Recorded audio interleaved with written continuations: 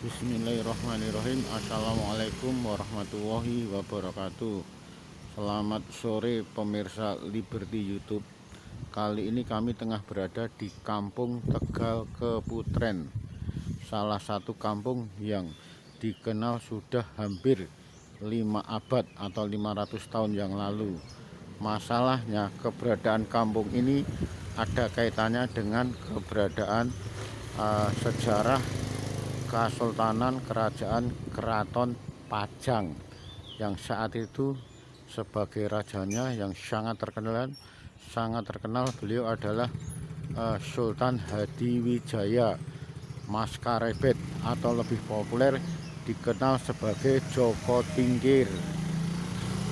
Boleh jadi peninggalan-peninggalan sejarah dari kejayaan kemasyhuran Sultan Hadiwijaya selaku raja di Kesultanan Pajang ini kali ini bisa dikatakan hampir tidak ada, kecuali ada beberapa termasuk batu bata berukuran besar yang tidak seperti batu bata pada umumnya. Batu bata pada sekarang ini hanya berukuran 10 kali 29 atau 30 cm. Kalau batu bata peninggalan dari beliau Sultan Hadiwijaya dengan Keraton Pajangnya, batu bata tersebut berukuran sekitar 20 kali 50 cm. Hanya saja keberadaan itu sudah langka sekali, tinggal beberapa biji yang ada di peninggalan Keraton Kesultanan Pajang yang ada di Gumuk atau di Gedung Pusaka yang tidak jauh dari keberadaan Kampung Tegal Keputren ini. Selain Kampung Tegal Keputren yang menjadikan saksi bisu dari sejarah kebesaran Sultan Hadiwijaya dengan Keraton Pajangnya, hanya ada beberapa nama-nama kampung semacam Tegal Keputren yang saat ini kami tengah berada, Tegal Kembang, Mayang yang keberadaannya lebih jauh dari keberadaan Tegal Keputren ataupun Tegal Kembang yang sekitar hanya 1 km sebelah timur bekas peninggalan Keraton Pajang yang saat ini sudah sirna, adalah wilayah Kampung Mayang. Kampung Mayang ini keberadaannya sekitar arah Pajang ke selatan sekitar 3 km. Kali ini kita bukan masalah menyoal tentang kampung-kampung bersejarah peninggalan Keraton Pajang, melainkan sore ini Liberty tengah menyoroti pusara sumur sekaligus yang dipakai untuk pusara pemakaman beliau, salah satu putri dalam dari Sultan Hadiwijaya.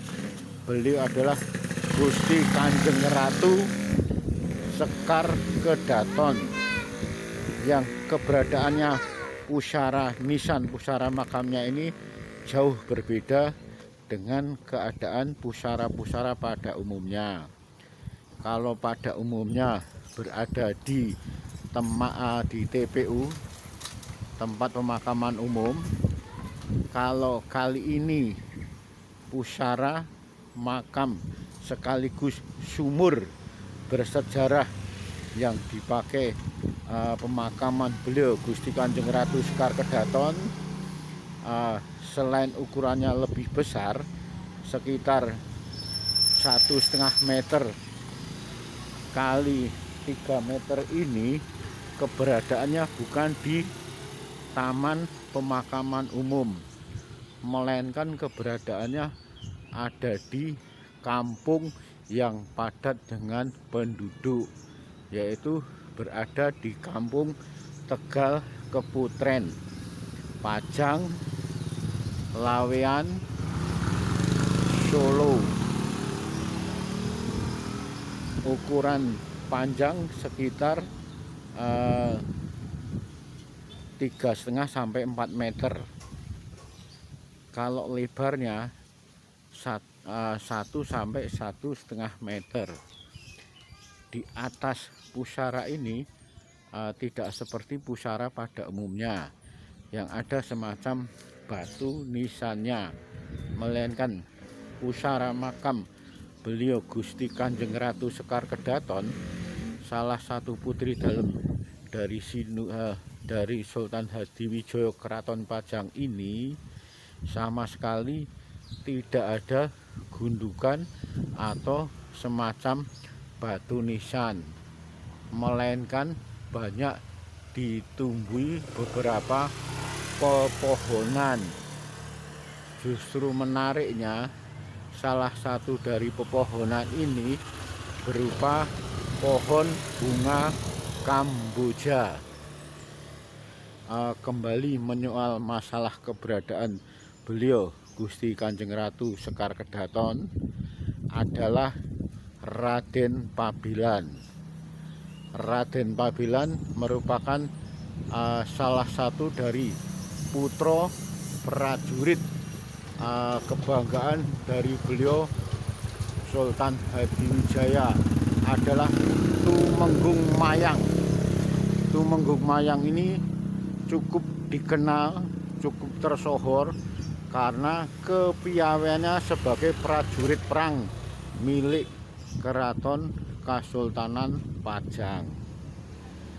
Bukan masalah itu yang akan kita soroti, melainkan Tumenggung Mayang yang pada saat itu memiliki seorang putra yang gagah, tampan, rupawan, sehingga banyak digandrungi, banyak dicintai oleh mereka kaum Hawa. Hanya saja ketampanan dari paras wajah serta tubuh yang atletis, gagah, tampan itu bukannya untuk kebaikan, melainkan untuk kemaksiatan. Cukup disayangkan, bukan? Sehingga pada saat itu tidak jarang putra putri-putri yang ada di kampung wilayah Mayang banyak menjadi semacam pacar dari beliau Raden Pabilan, putra dari Tumenggung Mayang. Sayangnya mereka yang menjadikan kekasih atau pacar dari beliau Raden Pabilan bukannya dinikahi, melainkan habis manis sepah dibuang. Begitu sudah terwujud apa yang menjadi hasrat dan keinginannya, wanita-wanita cantik tersebut ditinggal begitu saja oleh beliau Raden Pabilan. Sehingga tidaklah mengherankan lagi jika pada saat itu sebagai prajurit pilihan dari Keraton Kasultanan Pajang menjadi malu dan aib tersendiri dengan pola tingkah maksiatnya salah satu putronya, yaitu Raden Pabilan tersebut. Sehingga sebagai seorang kasatria, beliau Tumenggung Mayang memiliki siasat yang sangat tepat, jitu, dan akurat untuk menghukum salah satu putronya yang senantiasa berlaku maksiat terhadap wanita-wanita yang ada di desa Mayang dan sekitarnya. Kalau saat ini desa Mayang masuk di wilayah Desa Mayang, Kecamatan Gathak, Kabupaten Sukoharjo, ada di sebelah selatan Kota Solo. Kembali menyoal masalah kemarahan sekaligus kejengkelan beliau selaku prajurit perang Tumenggung Mayang terhadap putronya Raden Pabilan. saat itu niatnya untuk menghukum sekaligus menghakimi putranya dikerjakan. Dengan ilmu yang dimiliki, langsung beliau turunkan kepada putronya, kepada Raden Pabilan, sekaligus tantangan yang menjadikan kelak hukuman ataupun sanksi tersendiri dari seorang ayah kepada bapaknya, dari seorang prajurit perang yang ahli strategi dalam perang saat itu sebagai semacam kesayangan dari beliau Sultan Hadiwijo selaku Raja Kasultanan Pajang. Akhirnya ilmu dari sang ayah diberikan kepada putronya. Dari Tumenggung Mayang, ilmu untuk bisa memasuki tembok beteng keraton Kasultanan Pajang sehingga tidak mampu dilihat oleh prajurit, akhirnya diberikan oleh Tumenggung Mayang kepada putranya Raden Pabilan. Pada saat itu juga, pada malam itu juga, ilmu yang diberikan bapaknya, diberikan sang ayah, langsung diterapkan oleh beliau Raden Pabilan. Pada malam itu juga langsung Raden Pabilan melakukan ilmu yang diberikan ayahnya, sekaligus membuktikan kesaktian ilmu dari ayahnya. Malam itu juga langsung dipraktekkan.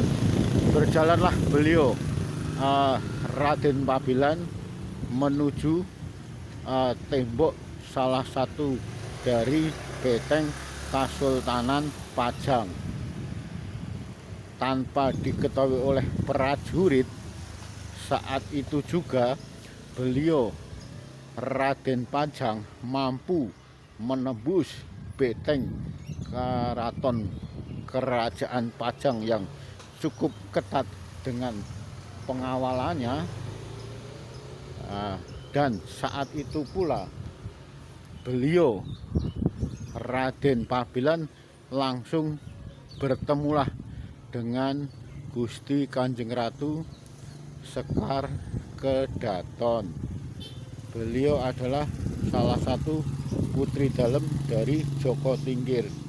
Malam itu juga keduanya saking satu sama lainnya merasa ingin memiliki, yang satu tampan, yang satunya sangat cantik.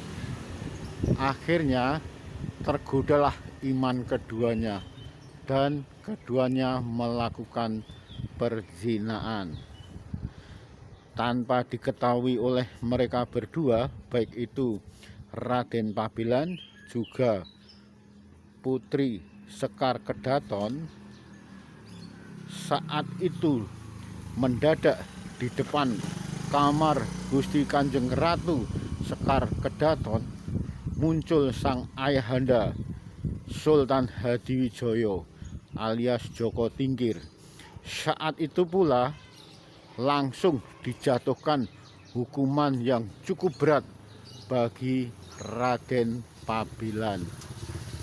Malam itu juga Raden Pabilan dihabisi oleh yang sebenarnya calon mertuanya.